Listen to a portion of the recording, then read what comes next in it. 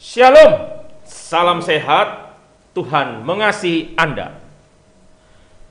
Wow, amazing saudara-saudara. Wow, 3 bacaan yang memberikan pelajaran kepada kita untuk menjadi manusia-manusia yang baik, manusia-manusia yang penuh hati untuk memaafkan, dan bukan hanya manusia jasmani, tapi manusia rohani. Saudara-saudara yang terkasih, dalam bacaan pertama, dalam kitab Samuel dikatakan bagaimana Daud memaafkan, mengampuni Saul. Jadi, dalam perjanjian lama sudah ada contoh bagaimana seorang yang dimusuhi, dibenci, disakiti, bahkan mau dibunuh, tetapi waktu punya kesempatan untuk membalas tidak dipergunakan, justru malah memaafkan, justru malah mengampuni, yaitu Daud mengampuni Saul. Ini bacaan yang luar biasa, Daud mengampuni Saul. Nah, dalam bacaan kedua, dalam surat Rasul Paulus kepada umat di Korintus dikatakan bahwa kita ini terdiri dari dua bagian, jasmani dan rohani. Yang jasmani, yang daging, wajar. Kadang kita marah, kadang kita dendam, benci. Tetapi kita tidak melulu manusia jasmani, kita juga ada unsur rohaninya. Nah, unsur rohani itulah unsur yang penuh kasih, karena berasal dari Allah sendiri, diberikan oleh Allah sendiri, dan membuat kita menjadi manusia rohani. Rasul Paulus menggambarkannya luar biasa, menggambarkan Adam itu makhluk yang penuh dosa, tetapi Adam yang berikutnya bukan yang jasmani tapi yang rohani, dan kita ini memiliki hal itu. Dan oleh Injil Lukas, nah di sini yang saya maksudkan, kerohanian kita itu ditampakkan dengan sikap untuk mau mengampuni, untuk mengasihi. Kasih pasti lemah lembut. Roh itu, kekuatan roh itu lemah lembut. Kasih pasti memaafkan. Dikatakan dalam Injil Lukas tadi, kita diminta untuk mengampuni orang-orang yang membenci kita, memusuhi kita. Kasih pasti murah hati. Dikatakan, hendaklah kau murah hati seperti Bapakku di surga adalah murah hati. Kasih-Mu kudus tiada batasnya. Kasih-Mu itu kudus tiada batasnya. Luar biasa, saudara-saudari. Ini pelajaran yang luar biasa. Kalau Anda hanya berbuat baik kepada orang yang berbuat baik kepada Anda, para penjahat pun melakukan itu. Orang-orang berdosa juga melakukan itu. Tetapi saudara-saudara yang terkasih, kita harus lebih plus, serba plus. Plusnya apa? Plusnya yang mau saya katakan adalah kita harus berusaha untuk menjadi sempurna. Teori Romo. Tidak, saudara-saudari. Santo Bernardus, supaya Anda tahu, Santo Bernardus itu memberikan ungkapan yang luar biasa, quote yang luar biasa adalah, cinta kasih kita ini diberikan tanpa ukuran. Jadi ukurannya itu tidak ada ukurannya, gitu loh. Kasih itu tidak ada ukurannya, saudara-saudari. Kalau udah ada ukuran, kalau ada, aku mengasihi kamu kalau begini-begini, itu ada ukuran. Itu bukan kasih. Itu namanya transaksi jual beli, saudara-saudari. Sebentar, saya mau perbaiki masker saya. Nah, ini ada masalah nggak? Ya, oke, makasih. Ya, mohon maaf, ini intermezzo saja. Nah, saudara-saudari yang terkasih, yang saya mengatakan kasih itu tidak ada batasnya, tidak ada ukurannya. Oleh karena itu tadi, luar biasa gambaran oleh Injil Lukas tadi. Berbuatlah baik kepada orang yang membenci kamu, mintalah berkat bagi orang yang mengutuk kamu. Bayangkan, kita dikutuk, kita dicaci maki, mintalah berkat. Wah. Berdoalah bagi orang yang mencaci kamu. Anda dimusuhi orang, dicaci, difitnah orang, berdoa, Tuhan, berkatilah tetanggaku yang selalu mengejek aku. Wow. Saudara-saudara yang terkasih, ada gambaran. Satu hari itu saya didatangi umat yang protes, marah kepada tetangganya. Dia bilang begini, Romo, saya sudah tidak tahan lagi. Apa sih? Saya bilang gitu. Tetangga saya itu jahat, Romo. Kok jahat bagaimana? Masa selalu melemparkan kotoran-kotoran ternaknya di halaman saya. Bau, benci saya. Marah saya. Saya tidak terima, saya mau lapor polisi. Terus saya bilang gini, Pak, Bu, sabar, tenang. Yang dilemparkan kotoran apa? Kotoran-kotoran, kambing, sapi dilemparkan ke halaman saya. Nah, lihat saudara-saudari, saya ajarin kepada umat itu begitu. Saya bilang kepada umat tadi bilang begini, Pak, Bu, coba lihat sisi positif. Sisi positif bagaimana, Romo? Orang dia menghina saya, menghina keluarga saya, melemparkan kotoran.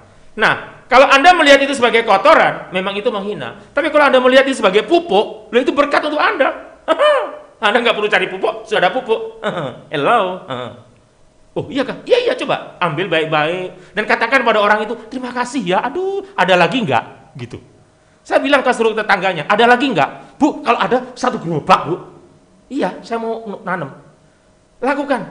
Romo ini bagaimana? Iya, lakukan coba. Akhirnya bapak dan ibu itu, suami dan istri itu mendatangi tetangganya. Pak, Bu, terima kasih selama ini Anda menaruh pupuk kotoran itu di halaman saya, malah sekarang tanaman saya jadi subur. Anda tahu saudara-saudara yang terkasih, apa yang terjadi? Hubungan antara mereka jadi baik. Nah, lihat. Kalau Anda mengalami kesulitan, Anda mengalami peristiwa yang tidak enak, Anda mengalami sesuatu yang tidak enak, kalau Anda bisa melihat sisi positif dari suatu peristiwa, di antara peristiwa negatif itu pasti ada sisi positif. Di antara peristiwa yang jasmani tadi, ada rohaninya. Anda melihat itu, yang bergerak adalah Roh Kudus yang membimbing Anda kepada kebaikan. Perhatikan, kalau kita mengandalkan jasmani kita mengandalkan kefanaan kita mengandalkan diri ego kita, kedagingan kita, yang ada adalah benci, marah, emosi, sakit hati, dendam. Dan itu semakin membuat Anda sakit, semakin bertumpuk-tumpuk penyakit Anda, entah lever, diproses. Seperti emas diproses dalam api, saudara-saudari. Kalau Anda diejek orang, Anda difitnah orang, Anda dibully orang, Anda disakiti orang, Anda dipukul orang, sebenarnya Anda sedang dalam proses. Jasmani Anda sakit, tapi rohani Anda diproses untuk menjadi sempurna. Justru sakitnya badan, sakitnya jasmani menjadi pembentuk rohani yang kuat. Saudara-saudari, bagaikan bejana siap dibentuk. Demikian hidupku di tanganmu. Kita dibentuk, Anda ditampar, Anda difitnah orang. Bentuklah seturut kehendakmu. Dibentuk oleh Tuhan seturut kehendak Tuhan. Pakailah sesuai rencanamu. Dipakai sesuai rencana Tuhan. Diproses sesuai rencana Tuhan. Dan kita mau seperti itu karena apa? Kita mau seperti itu karena apa? Ku mau sepertimu, Yesus. Yesus diperlakukan demikian. Difitnah oleh orang-orang Yahudi, orang-orang Farisi. Disempurnakan selalu, disempurnakan saudara-saudari dalam segenap jalanku, dalam setiap jalan kehidupan kita, memuliakan namamu, memuliakan nama Tuhan. Jadi kalau Anda difitnah, Anda disakiti, Anda dipersulit dalam hidup Anda diperlakukan tidak adil, karena Anda orang beriman, karena Anda orang Katolik, karena Anda orang baik, Anda difitnah, Anda dibully, Anda tidak diperhitungkan, Anda diabaikan. Saat itu juga saudara-saudari, Anda sedang diproses. Jangan mengeluh, jangan baper, jangan galau. Kalau Anda mengalami kesulitan, saya garis bawahi, kalau Anda mengalami kesulitan, Anda punya problem berat, jangan stres, jangan galau. Bacaan hari ini menguatkan Anda. Mintalah berkat bagi orang yang mengutuk kamu. Berdoalah bagi orang yang mencaci kamu. Bila orang menampar pipimu yang satu, berikanlah pipimu yang lain. Bila orang mengambil jubahmu, berikanlah juga bajumu. Berikanlah kepada setiap orang yang meminta kepadamu dan jangan meminta kembali. Luar biasa ini saudara-saudari. Apakah ini teori? Tidak. Karena Yesus sendiri melakukannya. Seorang murid tidak lebih dari gurunya. Gurunya mengalami penderitaan, berarti muridnya juga demikian. Ku mau seperti-Mu, Yesus. Pada saat Anda sakit, pada saat Anda menderita, pada saat Anda punya masalah, Anda sakit, Anda mengalami ketidakadilan, nyanyikan lagu ini dalam hati Anda, dalam diri Anda. Pandanglah Yesus. Ku mau seperti-Mu, Yesus. Seperti Yesus, saudara-saudari. Saya pun mengalaminya. Anda kira Pastor Cornel, saya Pastor Lulus ini, Romo Lulus, Romo Cornel ini tidak mengalami. Kami sering mengalami juga ketidakadilan, saudara-saudari. Dan pada saat kami mengalami kesulitan, kalau saya ditanya umat, Romo Lulus, Romo Cornel, apa yang membuat Romo kuat? Saya memandang Yesus. Dan dalam hati saya mengatakan, ku mau seperti-Mu, Yesus, disempurnakan selalu. Dan perhatikan, dalam segenap jalanku memuliakan nama-Mu. Et maiorem de gloriam. Kemuliaan yang tertinggi hanya untuk Tuhan. Pada saat Anda mengalami kesulitan, Anda tidak baper, tidak mengeluh, tidak menyalahkan siapa-siapa, tetap terfokus pada Tuhan, tetap memuji Tuhan. Itulah awal dari kesempurnaan. Perhatikan baik-baik. Itulah awal dari kesempurnaan. Saudara-saudari, hendaklah engkau murah hati, seperti Bapamu di surga adalah murah hati. Kalau ada orang menyakiti Anda, kalau ada orang ingkar janji terhadap Anda, mungkin hutang nggak bayar dan lain sebagainya, jangan marah, saudara-saudari. Saya mengerti uang penting, tapi uang bukan segala-galanya. Kasih penting dan segala-galanya. Saya ulangi, uang penting tapi uang bukan segala-galanya. Harta penting tapi harta bukan segala-galanya. Tapi kasih sangat-sangat penting dan segala-galanya. Saya ulangi, Santo Bernardus tadi mengatakan, hendaklah kasihmu itu kau berikan tanpa ukuran. Kasih sangat-sangat penting dan kasih itu segala-galanya. Kalau itu Anda pegang dalam hidup Anda, mungkin secara manusiawi, secara duniawi Anda tetap menderita. Mungkin Anda mengalami kesulitan secara duniawi, tetapi secara rohani Anda disempurnakan. Dan saya mau mengatakan kepada Anda, ada air mata mengalir di pipi Anda, ada tangis. Tapi tangis Anda, air mata Anda bukan air mata kehancuran, tapi air mata kebahagiaan dan kedamaian karena Anda hidup dalam Tuhan. Kalau Anda menderita, kalau Anda disakiti, difitnah dan lain sebagainya, boleh Anda menangis, saudara-saudari. Tetapi pada saat Anda berpasrah kepada Tuhan, air mata yang keluar, tangis yang keluar, kepedihan yang keluar, bukan kepedihan, tangis, bukan air mata kehancuran, tapi air mata kepasrahan pada Tuhan, air mata kebahagiaan, air mata kedamaian. Karena Anda, saya, kita semua yang mengalami seperti itu, tetapi tetap percaya kepada Tuhan, masuk dalam bilangan para kudus, saudara-saudari. Karena Santo Santa, para martir mengalami hal itu.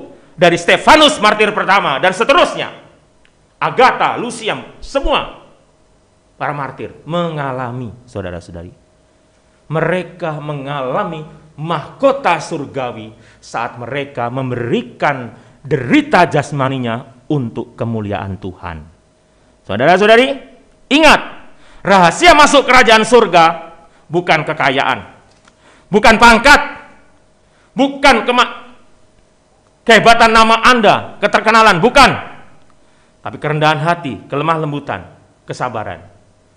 Tetapi sikap mau berkorban, sikap mau berbela rasa, sikap mau mengampuni, mengasihi, itu jalan untuk masuk ke surga. Tidak ada jalan lain. Tidak ada jalan pintas yang lain. Jalan pintasnya cuma satu. Jalannya cuma satu, yaitu apa?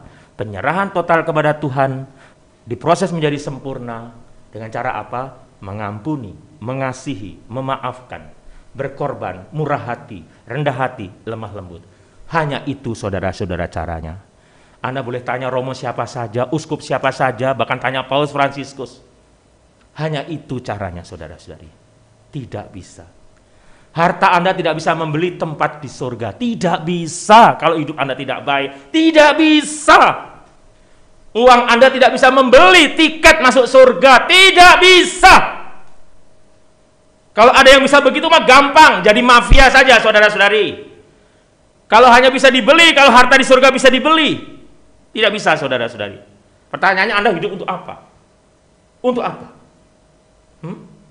Kita tidak bisa hidup selamanya di dunia.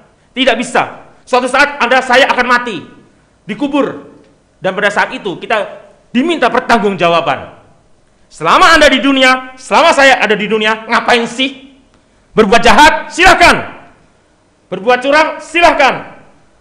Berbuat kasar, berbuat serakah? Silahkan. Karena itu semua tidak akan bisa menyelamatkan Anda. Yang bisa menyelamatkan Anda adalah kasih Tuhan. Dan di mana kasih itu Anda jalankan dalam hidup Anda sehari-hari. Mengasihi tanpa ukuran. Mencintai tanpa ukuran. Just do it, lakukan saja. Untuk menutup renungan ini, camkan satu kata. Kasihmu kau berikan tanpa ukuran. Sampai kapan Romo? Sampai kita dipanggil Tuhan. Berkah dalam.